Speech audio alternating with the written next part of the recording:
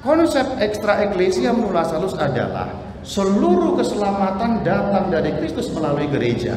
Maka kita akan bertanya terkait dengan ini, nasib orang-orang yang di luar gereja itu bagaimana?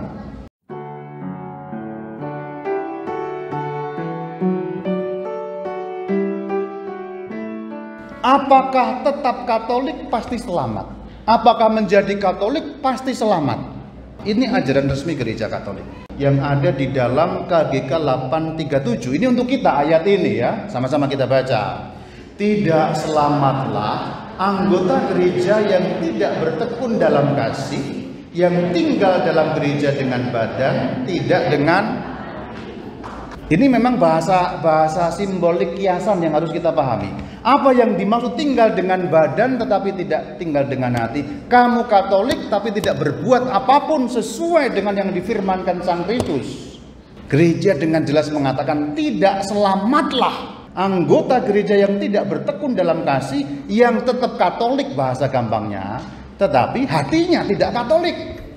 Ada nggak orang seperti itu? Ada, di luar kota wisata ada. Nah ini sebenarnya untuk kita menakar. Katolik bisa masuk neraka? Bisa. Kalau apa? Kalau dia hanya tetap Katolik badannya saja, atau dalam bahasa singkat simple, Katolik KTP-nya saja, perbuatannya, ucapannya, pikirannya, kasihnya tidak Katolik. Jadi nanti yang masuk surga KTP-nya. Ini tentu hore, tapi itu maksudnya tahu kamu ya. Nah ini penegasan dalam KGK 837 menjelaskan demikian. Tidak selamat sama sekali. Ada nggak ayatnya? Untuk pemata ayat ini aku jelaskan. Matius 7:21 menjelaskan dengan sangat cantik apa yang disimpulkan gereja dengan tinggal KTP tapi perbuatan tidak. Tinggal dengan badan tapi hatinya tidak. Yaitu Matius 7 ayat 21. Yuk kita baca bersama-sama. Bukan setiap orang yang berseru kepadaku Tuhan, Tuhan akan masuk ke dalam kerajaan surga, melainkan orang yang melakukan kehendak. Kalau kita baca dalam konteks gereja Katolik, bukan orang yang KTP-nya Katolik dan telah dibaptis Katolik, tapi yang melakukan apa yang tertulis dalam kitab dan ajaran-ajaran Katolik. Bahasa gampangnya begitu. Ayat yang lain 1 Yohanes 2 ayat 4, sama-sama kita baca. Siapa yang berkata aku mengenal dia, stop, dianya siapa? Oke, tetapi ianya yang kedua siapa? Ya kita, manusia, orang, umat ya, umat Katolik katakanlah begitu. Sama-sama dari awal, siapa yang berkata aku mengenal dia, tetapi ia tidak menuruti perintahnya, ia adalah seorang dan di dalamnya tidak ada. Padahal Yesus adalah jalan kebenaran. Kalau tidak ada kebenaran di dalamnya, selamat apa tidak? Itu kamu mantep tidak ngecek ngaca lu. Gue juga ngaca, ya saya juga ngaca tentu saja. Apakah kita golongan yang bagian ini atau tidak? Bagaimana keselamatan non-Kristen? Terakhir, ini digambarkan di dalam KGK 847. Sama-sama kita baca. Penegasan ini tidak berlaku untuk mereka yang tanpa kesalahan sendiri, tidak mengenal Kristus dan gerejanya. Apa maksudnya penegasan ini? Extra ecclesiam nulla salus maksudnya. Jadi bahasa gampangnya, orang yang tidak kenal Kristus dan gerejanya bukan karena salahnya sendiri, dikecualikan dari hukum extra ecclesiam nulla salus. Tidak bisa diberi ukuran yang sama. Kenapa? Itu dia tidak ada yang mewartakan, tidak kenal. Apakah di dunia ini sekarang ada orang yang tidak kenal Kristus? Banyak. Jangankan di luar Jawa, nggak usah kita ke Amazon hutan-hutan, di Pulau Jawa. Kalau kamu pergi ke Bandung bagian selatan, ada orang yang tidak pernah dengar tentang Yesus Kristus Tuhan kita. Belum di pelosok-pelosok hutan, Amazon dan lain sebagainya yang tidak kenal Kristus. Bagaimana orang seperti itu? Yuk kita lihat lanjutannya, bahwa dikatakan sama-sama, sebab mereka yang tanpa bersalah tidak mengenal Injil Kristus dan gerejanya. Tetapi, oke nanti dulu, tanpa bersalah. Apa maksudnya tanpa bersalah? Ya nggak ada yang ngasih tahu tentang Kristus. Belum ada orang yang sampai ke sana. Contoh bahasa simpelnya saja. Sebelum abad 18, Pulau Jawa ini belum ada orang kenal Kristus. Atau sebelum abad 15, Indonesia ini belum ada orang kenal Kristus. Bagaimana orang yang lahirnya tahun 1200 yang tinggal di mungkin di daerah sini yang masih hutan itu? Siapa yang memberitahu tentang Kristus? Tidak ada. Bagaimana nasibnya? Nah ini, tetapi dijelaskan. Ini nanti juga nyambung begini. Sering ada pertanyaan, Romo, engkong saya itu nggak Katolik, udah meninggal Romo. Nanti di sananya gimana ya Romo? Nah, engkong kamu mungkin nggak ada yang mewartakan tentang Kristus, kan gitu. Jadi ini sekaligus menjawab pertanyaan-pertanyaan seperti itu. Engkongmu yang nggak kenal Kristus itu nanti nasibnya bagaimana gitu. Mari kita lihat. Tetapi, nah ini dia, sama-sama tadi kata tetapi dengan hati tulus mencari Allah. Perhatikan, tetapi dengan hati tulus mencari Allah. Tentu Allah yang dikenalnya dalam pengenalan yang terbatas tadi. Tidak seperti Allah yang dikenal oleh kita yang tahu persis dalam tarafnya. Ayo sama-sama kita baca sekarang.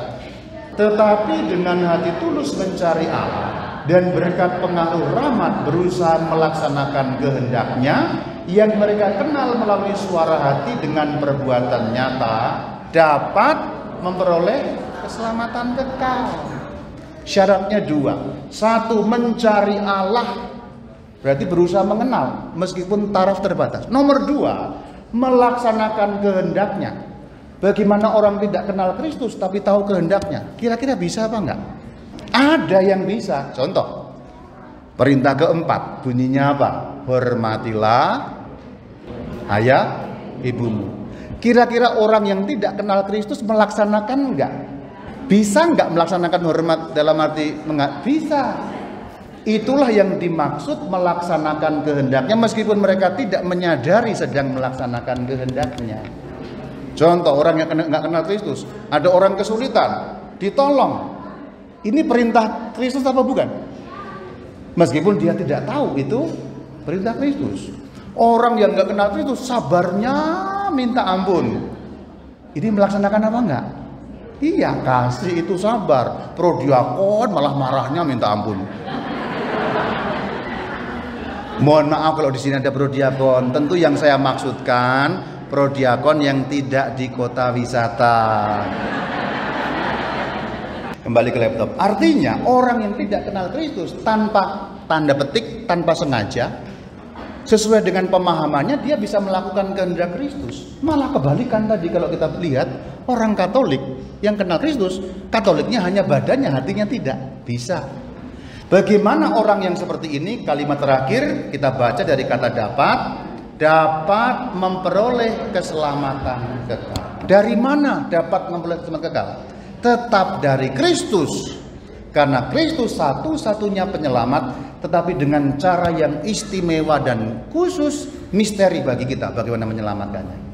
Menurut gereja Katolik, orang-orang di luar sana syaratnya dua, mencari Allah dan melaksanakan kehendaknya. Ya kalau orang di luar sana nggak mencari Allah, misalnya dia abai, nggak penting Allah, nggak penting, hidupnya juga nggak baik, ya tentu tidak dapat selamat. Ya. Tapi keutamaannya bukan pada soal hidup baik, tapi melakukan kehendak meskipun tanpa disadari oleh orang-orang itu. Bahwa itu merupakan perintah Sang Kristus.